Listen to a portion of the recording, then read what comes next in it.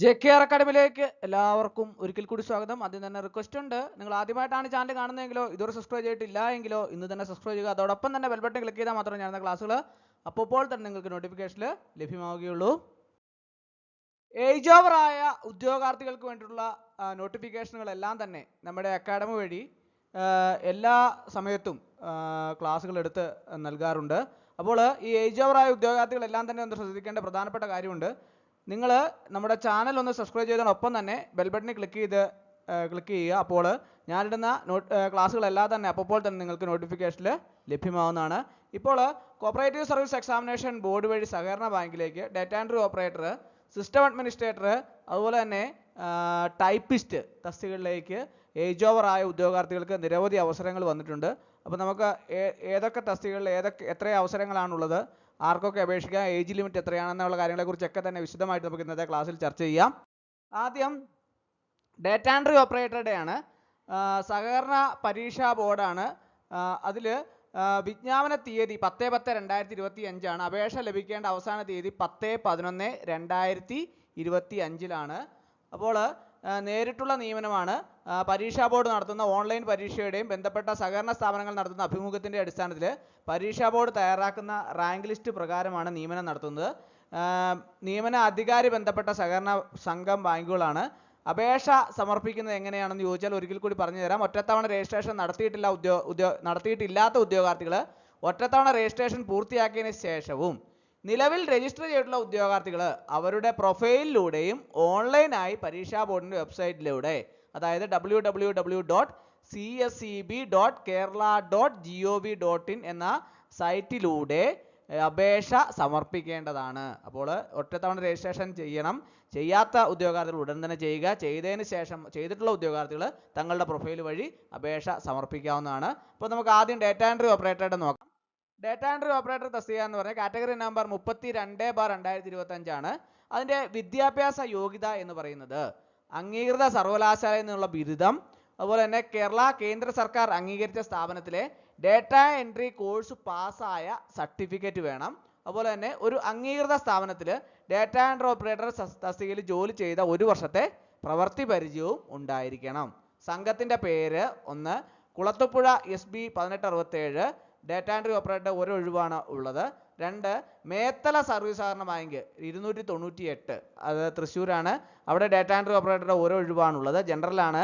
അതുപോലെ തന്നെ തൃക്കലങ്ങോട് സർവീസ് സഹകരണ ബാങ്ക് ലിമിറ്റഡ് ഡാറ്റ എൻട്രി ഓപ്പറേറ്ററുടെ ഒരു ഒഴിവാണുള്ളത്, അത് SC/STക്ക് വേണ്ടിയിട്ടുള്ളതാണ്. അടുത്ത മുല്ലക്കൊടി കോപ്പറേറ്റീവ് സർവീസ് സഹകരണ ബാങ്ക് റൂറൽ ബാങ്ക് ക്ലിപ്തം F1230 ആണ് ഡാറ്റ എൻട്രി ഓപ്പറേറ്റർ ഒരു ഒഴിവാണുള്ളത്. അപ്പോൾ അത് ജനറലാണ്. അപ്പോൾ അതിൻ്റെ സാലറി സ്കെയിൽ എന്ന് പറയുന്നത് 17,360 44,650 സാലറി സ്കെയിൽ വരുന്നത്. അപ്പോൾ ഇതിൻ്റെ ഒഴിവുകളുടെ എണ്ണം മൊത്തം നോക്കിയാൽ 1, 2, 3 ജനറൽ ഒഴിവുകളും ഒരു SC/ST ഒഴിവുകളുമാണ് ഉള്ളത്. അപ്പോൾ ഡാറ്റ എൻട്രി ഓപ്പറേറ്റർ തസ്തികകളിലേക്ക് അപേക്ഷ സമർപ്പിക്കാൻ പോകുന്ന ഉദ്യോഗാർത്ഥികൾക്ക് വേണ്ടിയുള്ള റാങ്ക് ഫയൽ ലഭ്യമാണ്. ആവശ്യമുള്ള ഉദ്യോഗാർത്ഥികൾ റാങ്ക് ഫയൽ കളക്ട് ചെയ്യേണ്ടതാണ്. ഡിസ്ക്രിപ്ഷൻ ബോക്സിൽ ഞാൻ നമ്പർ കൊടുത്തിട്ടുണ്ട്, നിങ്ങൾക്ക് എന്നെ കോൺടാക്ട് ചെയ്താൽ റാങ്ക് ഫയൽ മെയിൽ വഴിയോ വാട്സപ്പ് വഴിയോ അയച്ചു നൽകുന്നതാണ്. അടുത്തത് ഇതിൻ്റെ പ്രായപരിധിയെ സംബന്ധിച്ച് പല ഉദ്യോഗാർത്ഥികൾക്ക് സംശയമാണ്. ഏജ് ഓവർ ആയ ഉദ്യോഗാർത്ഥികൾ ധാരാളമുണ്ട്. സാധാരണ PSCയിലൊക്കെ 18 to 36 എങ്കിൽ ഇവിടെ 18 to 40 ഏജ് ലിമിറ്റ്. അതായത് പ്രായപരിധി 1/1/2025 18 വയസ്സ് തികഞ്ഞിരിക്കേണ്ടതും 40 വയസ്സ് കഴിയാൻ പാടില്ലാത്തതുമാകുന്നു. അതുപോലെ പട്ടികജാതി പട്ടികവർഗ വിഭാഗത്തിൽപ്പെട്ടവർക്ക് ഉയർന്ന പ്രായപരിധിയിൽ 5 വർഷത്തെ വയസ്സുകളുണ്ട്. അതായത് 45 വയസ്സ് വരെ അവർക്ക് അപേക്ഷിക്കാവുന്നതാണ്. മറ്റ് പിന്നോക്ക വിഭാഗങ്ങൾ ഉൾപ്പെട്ടവർക്കും വിമുക്ത ഭടന്മാർക്കും പൊതുവിഭാഗത്തിൽ സാമ്പത്തികമായി പിന്നോക്കം നിൽക്കുന്ന വിഭാഗങ്ങൾക്കും 3 വർഷത്തെ ഇളവും. അപ്പോൾ OBC-കാർക്കും അതുപോലെ തന്നെ EWS-കാർക്കും 3 വർഷത്തെ വയസ്സിളവുണ്ട്. അവർക്ക് 43 വയസ്സ് വരെ അപേക്ഷ സമർപ്പിക്കാവുന്നതാണ്. അപ്പോൾ ഭിന്നശേഷിക്കാർക്ക് 40% അതിൽ കൂടുതലോ ഉള്ളവർക്ക് 10 വർഷത്തെ ഇളവും, അതായത് 50 വയസ്സ് വരെ അവർക്ക് ഭിന്നശേഷിക്കാർക്ക് അപേക്ഷ സമർപ്പിക്കാവുന്നതാണ്.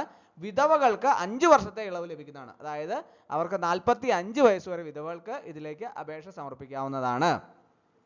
അപ്പോൾ സഹകരണ സർവീസ് പരീക്ഷാ ബോർഡ് നടത്തുന്ന പരീക്ഷയിൽ 1 മാർക്കിൻ്റെ 100 ചോദ്യങ്ങളാണ് ഉൾപ്പെട്ടിട്ടുള്ളത്. ഒരു സംഘം ബാങ്കിന്റെ യോഗ്യതാ ലിസ്റ്റിൽ ഉൾപ്പെടുന്ന ഉദ്യോഗാർത്ഥിക്ക് അഭിമുഖത്തിന് നൽകുന്ന മാർക്ക് എന്ന് പറഞ്ഞാൽ പരമാവധി 20 മാർക്കാണ്. ആയതിനാൽ അഭിമുഖത്തിന് ഹാജരായാൽ മിനിമം 4 മാർക്ക് ലഭിക്കുന്നതാണ്. ബാക്കി 16 mark അഭിമുഖത്തിന്റെ പ്രകടനത്തിനാണ്.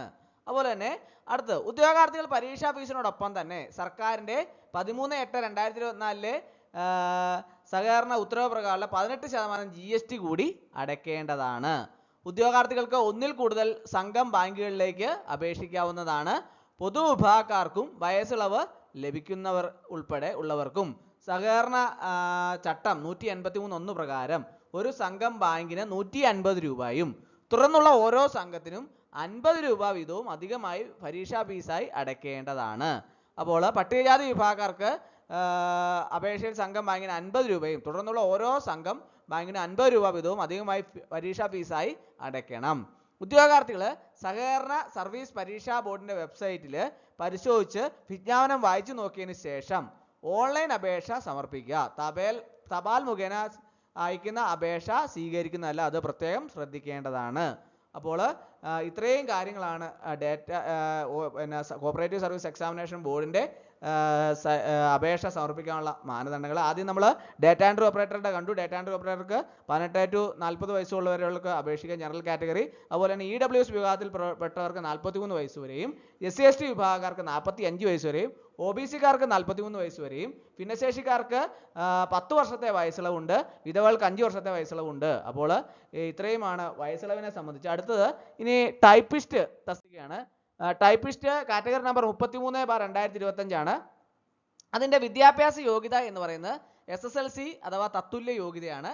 KGTE English and Malayalam typewriting ലോവറും ഉണ്ടായിരിക്കണം.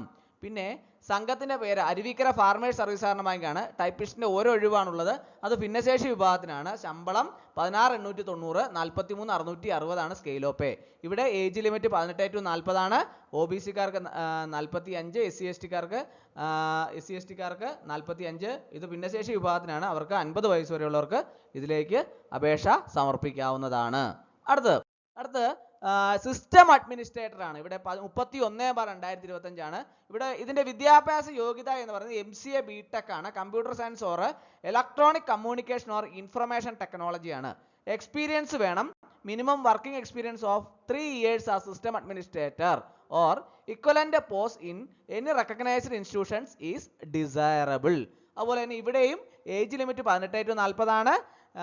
അതായത് ജനറൽ കാറ്റഗറി 18 to 40, EWS 43 വയസ്സ് വരെ അപേക്ഷിക്കാം, SC/ST 45 വയസ്സ് വരെ അപേക്ഷിക്കാം, OBC-കാർക്ക് 43 വയസ്സ് വരെ അപേക്ഷിക്കാം. അതുപോലെ തന്നെ ഭിന്നശേഷിക്കാർക്കും വിധവകൾക്കൊക്കെ വയസ്സിളവിന്റെ കാര്യം ഞാൻ പ്രത്യേകം നേരത്തെ പറഞ്ഞതാണ്. അതെല്ലാം തന്നെ ഇതിൽ ബാധകമാണ്. ഏതൊക്കെ സംഘത്തിലാണ് ഒഴിവുള്ളത്? അതായത് പേരൂർക്കട സർവീസ് സഹകരണ ബാങ്ക്, അതിന്റെ സിസ്റ്റം അഡ്മിനിസ്ട്രേറ്റർ ഓരോ ഒഴിവാണുള്ളത്. അതിന്റെ സ്കെയിൽ ഓഫ് പേ 26, 580, 63, 790 ആണ്. അടുത്ത മട്ടാഞ്ചേരി സാർവജനിക് സഹകരണ ബാങ്ക് ലിമിറ്റഡ്, അതിനും സിസ്റ്റം അഡ്മിനിസ്ട്രേറ്റർ ഓരോ ഒഴിവാണുള്ളത്. ജനറലാണ്. 24,730, 68, 810 ആണ് scale of pay. Panangad service സഹകരണ ബാങ്ക് ക്ലിപ്തം നമ്പർ 39/28, അവിടെ സിസ്റ്റം അഡ്മിനിസ്ട്രേറ്റർ ഓരോ ഒഴിവാണുള്ളത്. ജനറലാണ്. 25,910, 62,500 ആണ് സ്കെയിൽ ഓഫ് പേ. അടുത്ത പയ്യങ്ങാടി അർബൻ സഹകരണ ബാങ്ക് ക്ലിപ്ത C 975 ആണ്. സിസ്റ്റം അഡ്മിനിസ്ട്രേറ്റർ ഓരോ ഒഴിവാണുള്ളത്. ജനറലാണ്. അവിടെ ശമ്പളം 24,730, 68, 810 ആണ്. അപ്പോൾ അപേക്ഷിക്കാൻ യോഗ്യരായ ഉദ്യോഗാർത്ഥികളെല്ലാം തന്നെ തങ്ങളുടെ പ്രൊഫൈൽ വഴി, വൺ ഡേ രജിസ്ട്രേഷൻ ചെയ്തിട്ടില്ലാത്ത ഉദ്യോഗാർത്ഥികൾ ചെയ്തതിന് ശേഷവും ചെയ്തിട്ടുള്ള ഉദ്യോഗാർത്ഥികൾ തങ്ങളുടെ പ്രൊഫൈൽ വഴിയും അപേക്ഷ സമർപ്പിക്കേണ്ടതാണ്. ഇതിൻ്റെ യോഗ്യതയും കാര്യങ്ങളൊക്കെ തന്നെ അതുപോലെ തന്നെ ഏജ് ലിമിറ്റിനെ സംബന്ധിച്ചൊക്കെ ഞാൻ ഓൾറെഡി പറഞ്ഞു കഴിഞ്ഞു.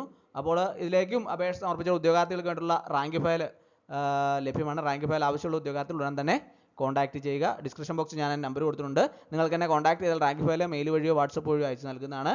അപ്പോൾ ഇന്നത്തെ ക്ലാസ് എല്ലാവർക്കും ഇഷ്ടമായെന്ന് വിചാരിക്കുന്നു. ഒരിക്കൽ കൂടി എന്ന് പറഞ്ഞു നിർത്തട്ടെ. നന്ദി, നമസ്കാരം.